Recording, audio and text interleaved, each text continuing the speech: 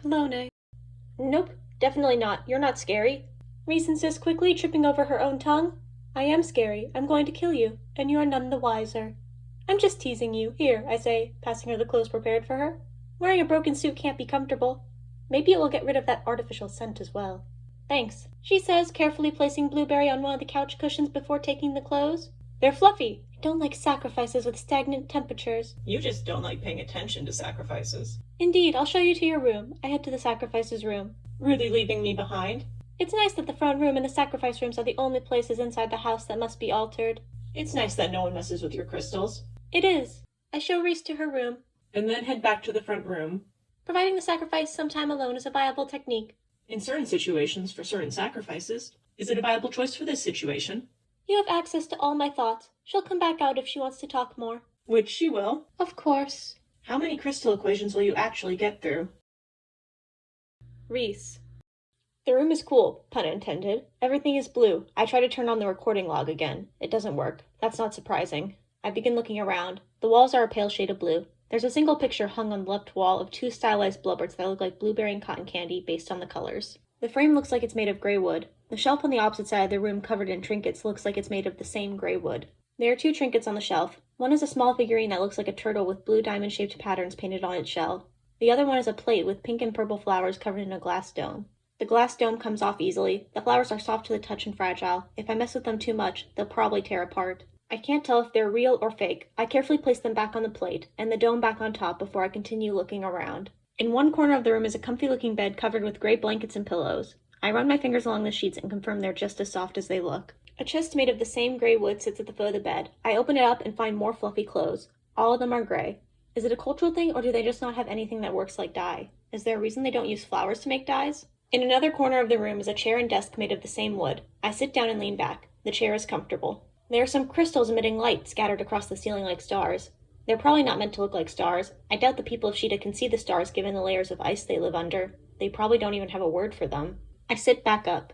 It's a normal-looking room. I pull out my phone from my suit and try hooking it up to the recording log. I upload the recordings and begin formatting them, fixing the words that were recorded wrong, separating the subjects, and basically making it readable. Once I'm pretty sure I could read it a few weeks later without being confused, I head over to the bathroom to clean up a bit and change. A fancy but normal-looking bathroom, which is a relief. It's probably for the best that no one heard that joke. I head over to the counter to find a fixture that looks like a mini waterfall. I think it's a sink. I reach over to try and find a switch, but the water flows over my hands as soon as they're under the ridge. It feels nice to have the water run over my hands. I look up at the mirror to see tiny purplish-pink crystals scattered across my cheeks. They look pretty cool. I can't imagine them on Mom. The clothes are as soft as the sheets. A soft tunic, soft pants, soft undergarments, soft gloves, comfortable shoes with fluffy leg warmers, and a fluffy vest. All in the same shade of gray as the townsfolk's clothes. Overall, the clothes are way easier to move around in and way comfier than my suit was. And less anxiety-inducing. I'll miss the recording log, though. I'll just use my phone. It's an excuse to check and see if the connection starts working. I make a folder labeled Pagos, first visit, to save everything in and add some notes on the clothes and crystals to my log. With nothing left to look at, I head back to the front room where I find Blueberry laying on a pillow all alone. Someone left you alone? I ask. Blueberry flails around a bit, trying to turn over. I was. Frowny face. That sucks. Can you call her? Hey, Cologne, I call out. A few seconds later, Cologne comes out. Thanks again for the clothes, I say. Cologne smiles. Blueberry snuggles into my arms. You're welcome. We need you to look the part, after all. Maybe subterfuge is a promising career path for me yet. It could be fun. And terrifying. Maybe. Cologne agrees, smirking while Blueberry flickers. Maybe not. Hey, you think you could help me fix the connection on my phone? I ask. We'll try, Cologne says. But trying to connect with something that far away that we're unfamiliar with might prove difficult. I nod. That makes sense. That's okay. I'm sure they'll be able to connect to me soon, I say. They're some of the best Earth has ever seen after all. They'll find me. Screon. That was a wonderful performance, Ectelesta, I say as I approach her and the other performers. The sweet scent of crystals almost overpowers their taste. Of course. Would you expect anything less from the Ectelesta? She asks, enveloping me in her warmth. Of course. My incredibly foolish mistake, I agree. We both burst into laughter. One of her protégés pulls her aside to ask her some questions, so I begin making my rounds. This language is rather flexible. It's almost enjoyable thinking with it. You have no problems with your associate's decisions regarding the words without direct translations? Few problems. I'm not impressed by any of her decisions, but most of the decisions are serviceable, as expected. That's good. I wouldn't have made most of the choices, but that is a simple difference of style. However, some of my associates, I'll call them cheeky decisions, they would be worrying if the sacrifice was smarter. Singular, dolus. Plural, dolly. My associate blatantly called them tricks. That's certainly cheeky. You should hear the story behind the name she gave you. It'll certainly be an interesting anecdote to share. Kame will enjoy it. It won't scare Ketty, will it? Maybe a few cycles ago, but now she seems more skittish than scared. Thank you again for your help, everyone, I say as I head out.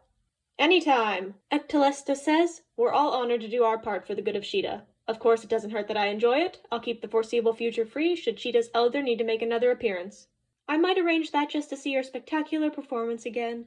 Keep the flattery coming. The room goes silent as the scent of the crevice wafts through the room. I have to check on some of my performers, Ectelesta says softly before leaving. Take care, I tell her before turning my attention to the crevice workers. I'm sorry I kept you two waiting. Abra shakes her head. There's no need to apologize. Fetus made this process the length it is for a reason, she says, smiling. With Fetus's mercy, we thrive, I say. With the Blubbert's mercy, we thrive. With Fetus's mercy, we thrive, everyone repeats.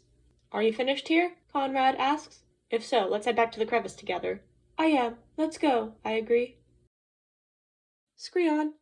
The crevice is always peaceful once the sacrifice arrives. So much of the work that goes into collecting a sacrifice is preparation, ensuring the Aku is presentable, ensuring the process goes smoothly. And once all that's done, all the crevice can do is monitor our progress. Is everything going well? Abra asks as we walk through the halls of the crevice.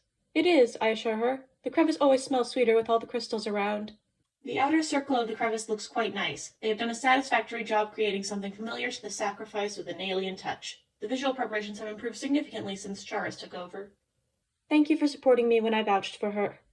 Are there any problems we need to address or issues we should be aware of? I ask, stopping before we head deeper into the inner circle of the crevice. Conrad notices and stops. It takes Abra a few more moments to notice. They need to understand that Clone is still in her training stage, where she needs support, and they are at the point of their careers where unless there is a serious problem, they can and must handle it. None to my knowledge, Abra says. None to mine either, Conrad says. But why don't you stay for a bit? Join us for some food. His faith is charming, but she is still in the training stage. I appreciate the offer, but I'm going to head home, I say. I have to start cooking. Fetus knows leaving Colonia alone to cook leads to some experimental results. Conrad chuckles at that, the cool of the room melting away to resemble warmth.